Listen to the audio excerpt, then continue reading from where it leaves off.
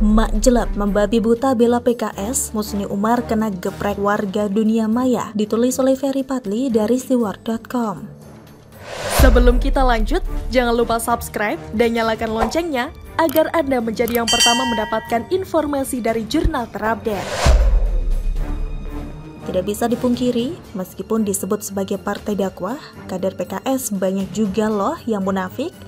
Sebagai contoh, mantan presidennya sendiri Lutfi Hasan Ishak malah melakukan korupsi sapi. Kemudian mantan presidennya yang lain, Tifatul Sembiring, ketahuan follow akun enak-enak. Dan Nur Mahmudi Ismail yang juga ex-presiden PKS kedua ditetapkan sebagai tersangka kasus korupsi proyek pelebaran Jalan Nangka, Kecamatan Cimanggis, Kota Depok pada tahun 2008 silam oleh polisi.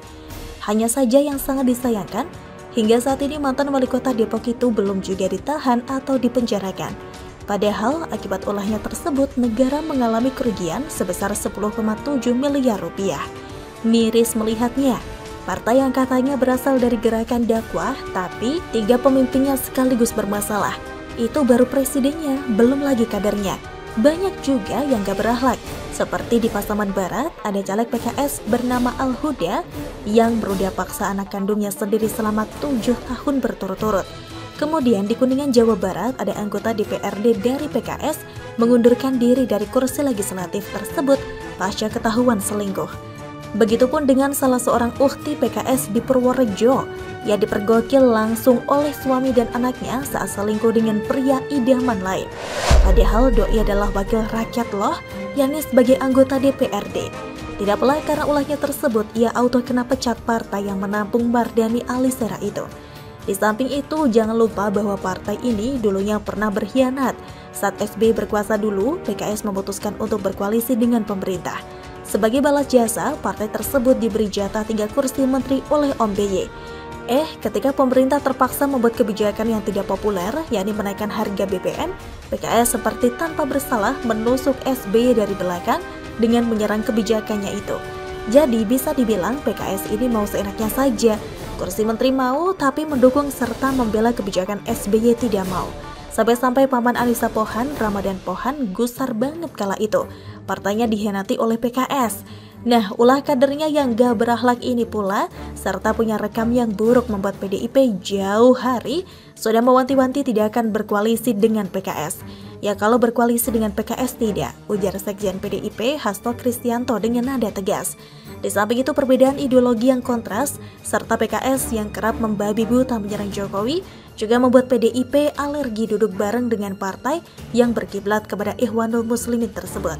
Jadi bisa dibilang kedepannya siapa saja capres yang diusung oleh PKS, entah itu Anies atau Novel Bamukmin, sudah bisa dipastikan akan bertarung melawan capres yang diusung oleh PDIP. Tidak berhenti sampai di situ saja, ada juga loh pihak lain yang menolak bergabung dengan PKS, yakni Gerakan Pemuda atau GP Ansor. Seperti dalam video yang beredar, terlihat ada seorang pria memberikan instruksi kepada beberapa kader GP Ansor yang lain untuk tidak masuk PKS. Alasannya karena PKS ideologinya sangat berbeda jauh dengan GP Ansor. Silakan masuk partai manapun asal jangan masuk PKS, ujar pria yang ada dalam video tersebut. Cadas. Sudah jelas-jelas PKS ditolak di mana-mana, si Musni Umar ini malah seperti tanpa malu membelanya. PKS itu partai yang memperjuangkan keadilan dan kebenaran. Mereka yang masuk neraka paling bawah adalah orang-orang munafik, ujarnya dengan nada sedikit meyakinkan. Tidak pelak, Rektor Universitas Ibnu Khaldun itu auto kena geprek rame-rame oleh netizen. Musni Umar munafik, ngomongin diri sendiri ya, ujar pemilik akun Twitter @setiawangur. Memperjuangkan keadilan dan kebenaran, Om Musni sudah makan obat? Kayaknya Om sakit Alzheimer lah. Tolong Om ke rumah sakit biar gak tambah akut. Saran pemilik akun Twitter @Jessie Deborah. Sepertinya si Musni rektor Koplak itu memang hilang ingatan. Masa mengatakan PKS memperjuangkan keadilan dan kebenaran? Kalau partai itu benar memperjuangkan keadilan, gak akan mungkin Lutfi Hasan Ishak masuk penjara gara-gara memperkaya diri sendiri dengan melakukan korupsi sapi. Dan kalau PKS itu memang memperjuangkan kebenaran, sudah bisa dipastikan gak akan ada tukang nyinyir sekelas Mardhani Alisera di sana. Orang kaya si Musni ini ditunjuk jadi rektor, ambiar dah. Rusak sudah dunia pendidikan Indonesia akibat ulahnya. Bagaimana menurut Anda? Denny Siregar. Kenapa gak bener disukai dan disokong para bohir? Karena bodoh dan gampang diatur. Ditulis dari berbagai sumber. Sebelum kita lanjut, jangan lupa subscribe dan nyalakan loncengnya agar Anda menjadi yang pertama mendapatkan informasi dari jurnal terupdate. Pegiat media sosial Denny Siregar menyinggung soal gak bener yang menurutnya disukai dan disokong oleh para bohir. Denny Siregar menilai gak bener ini disukai dan disokong para bohir karena bodoh dan gampang diatur. Dengan demikian menurutnya, bohir dapat berbisnis seenak hati jika gak bener tersebut berkuasa. Kenapa gak bener itu disukai dan disokong oleh para bohir? Kata Denny Siregar melalui akun Twitter @DennySiregar7 seperti dikutip terkini.id pada Kamis 30 Juni 2022. Karena bodoh dan gampang diatur, bohir jadi bisa bisnis seenak udalnya, sambungnya. Denny Siregar tidak menyebut secara detail siapa sosok gak bener dan bohir yang dimaksudnya. Namun di kolom komentar, netizen menyinggung nama Gubernur DKI Jakarta Anies Baswedan. Pendapat masyarakat terhadap Pak Anies banyak yang keliru. Menyatakan Pak Anies gubernur yang bodoh itu salah besar. Pak Anies adalah gubernur yang pandai atau pintar, pandai dan pintar berbohong. Kata netizen Sujono 44271. Cepatlah kau lengser Anies, Bapak Politik Identitas Oktober 2022. Aku bosan lihat pencitraanmu. Aku bosan dengar tutur katamu yang pandai merangkai kata tapi tidak becus kerja. Benar-benar goblok bikin sumber resapan, salah satu contoh dan banyak lagi yang lain. Kata netizen SGM_cu. Dalam cuitannya yang lain, Denny Siregar mengatakan bahwa para bohir tidak peduli dengan anggaran pendapatan belanja daerah ataupun negara. Menurut Hotchokro TV ini, para bohir lebih peduli kepada kebijakan yang dikeluarkan pemimpin. Para bohir itu gak peduli dengan APBD atau APBN, itu makanan tikus kecil, kata Denny Siregar. Mereka lebih peduli pada kebijakan karena di sanalah dagingnya, sambungnya. Denny Siregar mencontohkan soal kebijakan terkait nikel yang diberlakukan oleh Presiden Joko Widodo. Seperti kebijakan terhadap nikel yang sekarang jadi mesin perang Jokowi terhadap Eropa, kata Denny Siregar. Ini harus dihadang, mereka itu cari calon yang bodoh dan gampang diatur, sambungnya. Denny Siregar memang kerap menuliskan cuitan bernada sentilan. Bahkan sosok Ketua Umum Partai Nasional Demokrat atau Nasdem Surya Paloh juga tidak lepas dari sentilan Denny Siregar. Diberitakan sebelumnya melalui cuitan di akun Twitter Denny Siregar7, Denny Siregar menyebut Surya Paloh tidak mengerti arti dari istilah kadrun. Bahkan sekelas Pak SP, Nasdem, bisa-bisanya gak ngerti arti kadrun, tulis Denny Siregar pada Jumat 24 Juni 2022 pukul 7:33 malam, dikutip dari tribuntimor.com. Lantas apa yang sebenarnya terjadi? Mengapa sahabat Abu Janda dan Eko Kun tadi itu menyentil Surya Paloh? Usut punya usut, sentilan Denny Siregar itu bermula dari artikel berita terkait Ketum Partai Nasdem Surya Paloh yang menyodorkan nama Anies Baswedan, Puan Maharani kepada Presiden Joko Widodo demi mengakhiri polemik cebong kadrun. Pantauan tribuntimor.com, Denny Siregar tampak memposting capture artikel berita terkait hal tersebut. Pak SP Nasdem cebong itu nama ejekan buat pendukung Jokowi, lawannya kampret, kampret udah gak ada. Kalau kadrun itu gak ada urusan sama politik. Kadrun itu neo-Khawarij, berpotensi merusak negara karena politisasi agama.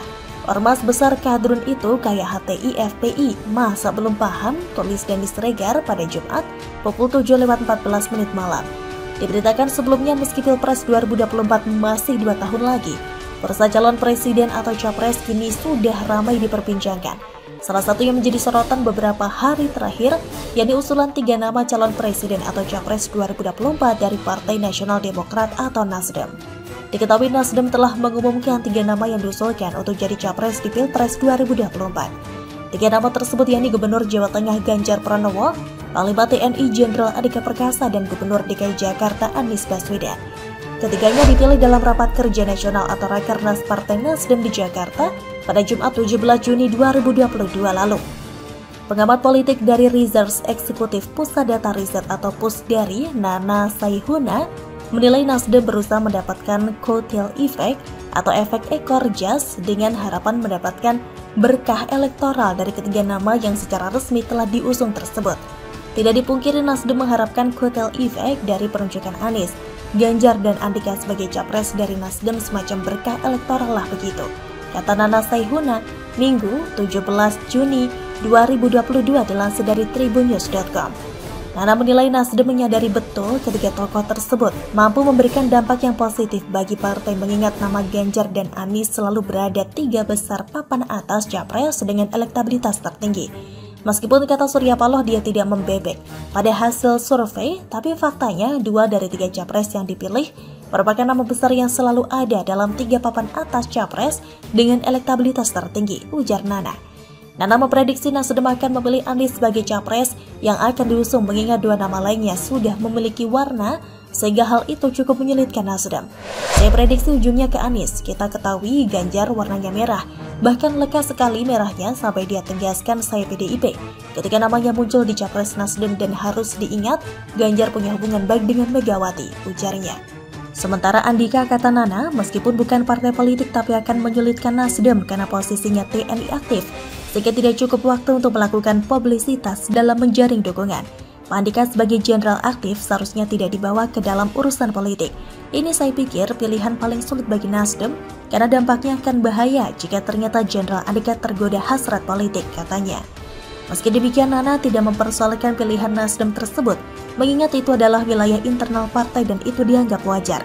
Wajar saja, saya hanya mengingatkan Pak Andika agar fokus bekerja, mensejahterakan prajurit dan memperkuat teritori keamanan negara, jangan sampai tergoda hasrat politik, pungkasnya. Bagaimana menurut Anda?